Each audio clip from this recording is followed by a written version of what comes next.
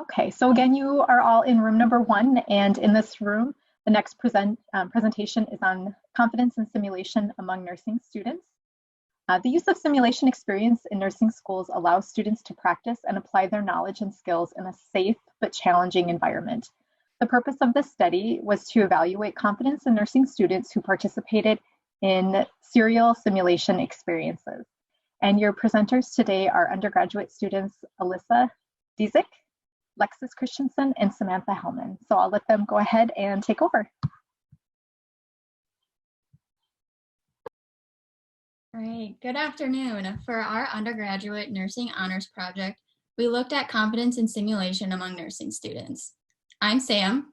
I'm Alyssa. And I'm Lexi.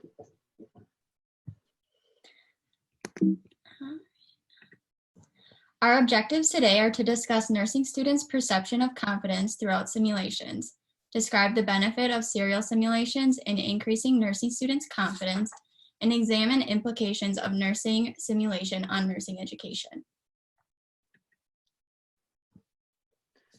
So I'm going to go a little bit into the background of our study. So on the right side of the screen, there is a table with our general timeline and deadlines we have for completion of our tasks.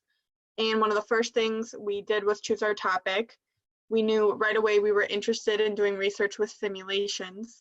And the more we discussed it, we had interest in discovering confidence due to our own experiences with simulation. Some of the challenges we experienced with this project was the collaboration aspect.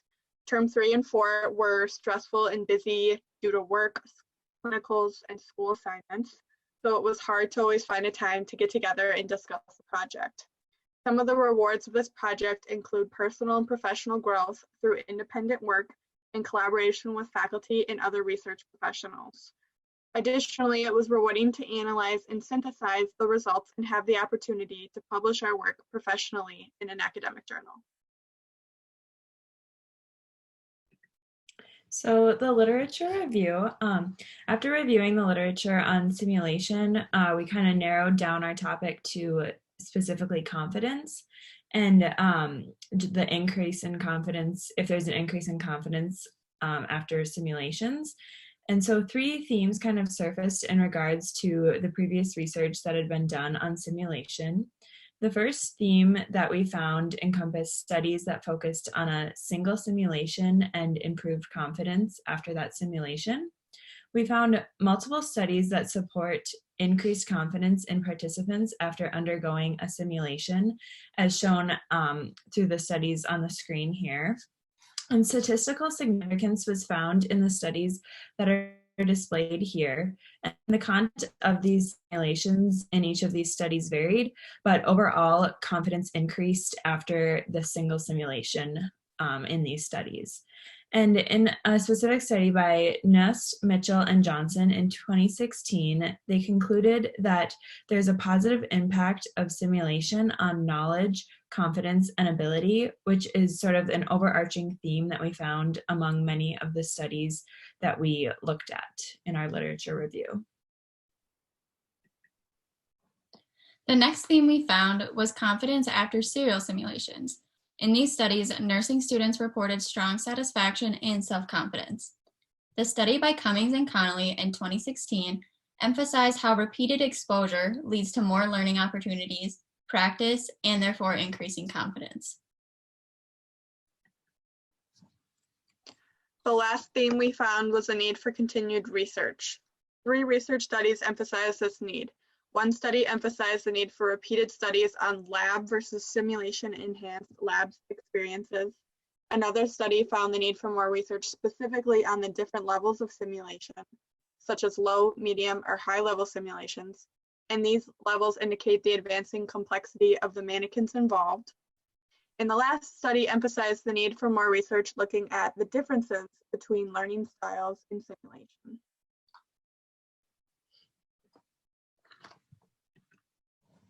So the research question and hypothesis, after reviewing the literature, the research question we decided to ask was, does confidence in simulation performance of the baccalaureate nursing student increase with exposure to simulation exercises throughout the semester? And we chose this research question, like we said, because we had experience with simulations from previous terms, and we were interested in other nursing students' confidence levels and how they changed throughout simulation exercises. So we hypothesized that if term 1 and term 3 undergraduate nursing students have repeated exposure to simulation activities throughout the fall semester, then their confidence in simulation performance will improve.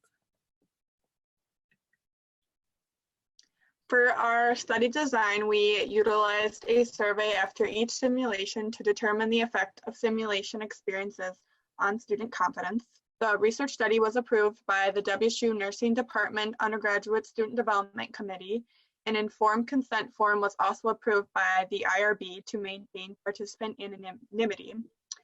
For this study, we obtained a convenient sample of 54 juniors and 41 seniors in the 4-year BSN program at the Winona State University-Rochester campus. For our data collection, we had each participant complete a set M survey after each simulation. We also included a qualitative question as well. And then this is the set M tool that participants filled out after each simulation. They rated the statement on a scale between strongly agree, somewhat agree, and do not agree, similar to a Likert scale. After the data was collected, we hand-selected 11 items to analyze in order to assess confidence levels. From those 11 statements that we took from the Set M survey was prepared to respond to patient changes, empowered to make decisions, confidence in skills, decision-making, prioritizing cares, communicating, ability to teach, report to the healthcare team, and providing interventions and using EBP to provide care. Lastly, debriefing was valuable to increase clinical judgment. We also obtained qualitative results after each simulation to better understand students' confidence levels. Participants answered the question, please describe how confident you felt regarding your performance during this simulation. This qualitative feedback was included in the study because confidence is difficult to quantify with a tool. Qualitative data allows us to understand the emotions tied to the simulations. So the analysis and results, we'll start with the quantitative results first. For the results from term 1, a sample t-test was used to determine average confidence scores across the 2 simulations that they had.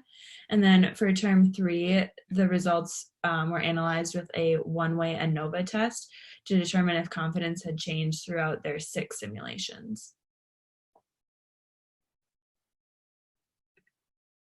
And so these figures kind of display the data that we collected and the results.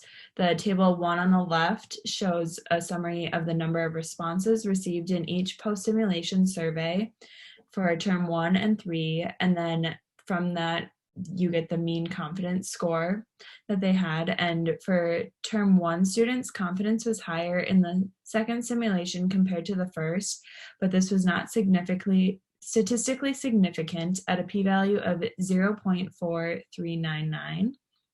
However, for term 3 students, results showed an increase in confidence at a statistically significant level with a p-value of 0.0001. And so then the figure on the right here displays the mean confidence score after each simulation for term 3, showing the steady increase of confidence with each subsequent simulation. So now I will discuss our qualitative results. The term 1 students had 2 simulations. In simulation 1, students reported feeling nervous, but found debrief helpful for increasing confidence for the next simulation. In simulation 2, students reported feeling less nervous and enjoyed the teamwork aspect involved. Term 3 students had 6 simulations that varied in complexity and intensity based on the given scenario, but in general, confidence was found to increase as the simulations progressed. Other common responses recorded students feeling stressed, nervous, but more knowledgeable after the debrief sessions as well. Our research project had many positive attributes as well as some limiting factors that we would hopefully revise for further research.